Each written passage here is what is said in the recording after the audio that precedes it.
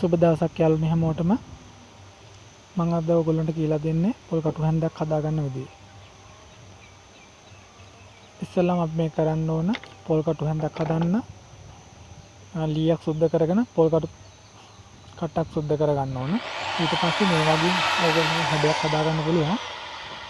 ඊට පස්සේ අපි මෙහෙම සිදුරු කරගන්නවා ඉස්සෙල්ලාම. මේක එච්චරම අමාරු නෑ යාළුවනේ, මේක ලේසියි.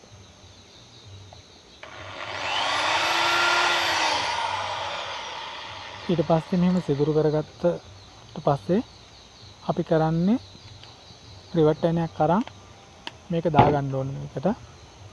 මේක පොඩ්ඩක් අර වැඩි දිග වැඩි නම් රිවට් ඇණේ පොඩ්ඩක් කපලා අයින් කරගන්නවා. ඊට පස්සේ හොඳට තලා ගන්නවා. දෙපැත්තෙම හොඳට තලා ගන්න ඕනේ. මේ නැත්තම් කාලයක් මේක පාවිච්චි කරද්දී ටික කාලයක් යද්දී මේ දෙල්ලෙන්න බෑ.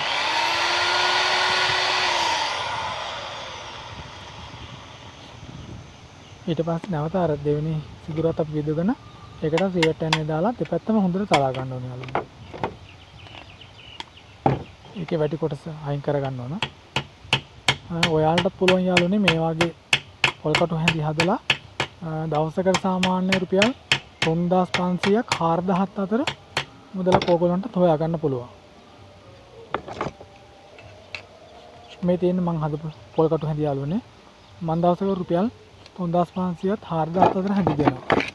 ඔයගොල්ලොන්ට මේ වගේ බිස්නස් එකක් කරලා කීයක් හරි හොයාගන්න පුළුවන් යාළුවනේ. ස්තුතියි.